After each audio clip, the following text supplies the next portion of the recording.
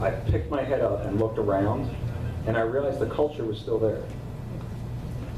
If you had ever talked to me when we had 15, 20 people and said that the culture would survive that growth spurt, I would have said you're flipping nuts. Now, one thing I haven't shared with you guys is the largest I ever wanted to grow this business was 25 to 40 people. I hate managing. I'm very lazy. And any more than that, it seemed like it was just going to be a mess, and I was never going to get in the tractor. So it had to stay small enough that I could actually get out and get in the tractor. Now, I failed miserably at all that stuff.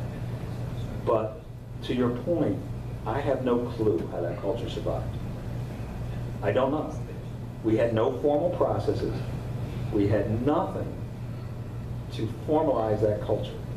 But we had a bunch of people that every time somebody new showed up, they just put their arm around them and said, here, come on into the family. How can we help you? And somehow that survived.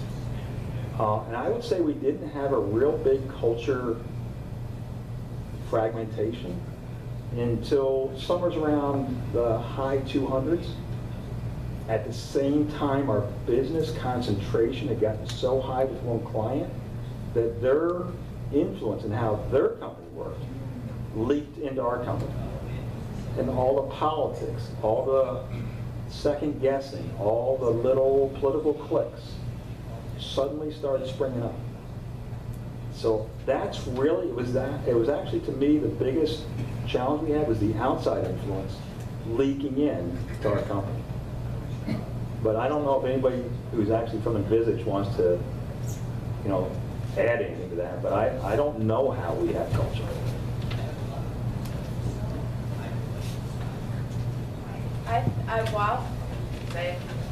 think that it's instilled. Corey, can you speak up a little bit? Okay, sorry. I think it's instilled from day one.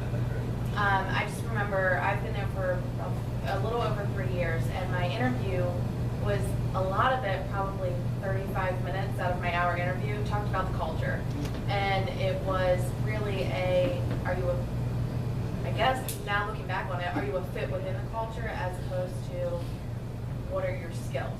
So back to what Steff said earlier about the things that you can't teach, I guess. I think that the company has done, as it's grown, has done a good job getting the people that fit into the culture that Steff's built, as opposed to looking for the rock stars. I wish there was, a better formula, but I don't know. It's dumb luck. We just had people that somehow made it stick. But no way could you ever convince me you go from 20 to north of 200 in a couple years and look around the company and you could still see the culture. I don't know how it happened.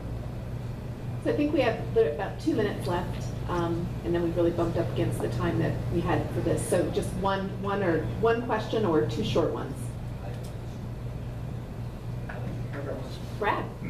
So my question, you've been very generous with your time today.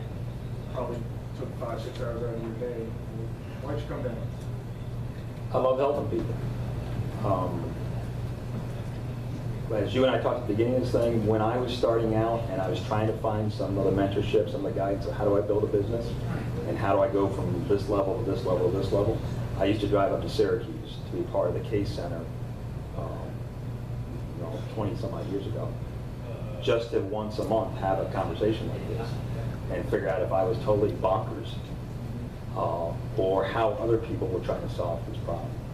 And it's actually through one of these sessions that I heard somebody else talk about how they were going about getting financing for the business that planted the seed for me that I used about 4 years later to negotiate to get some financing. But yeah, that's why I came down. Okay, thank you so much, Steff. Really appreciate you being here.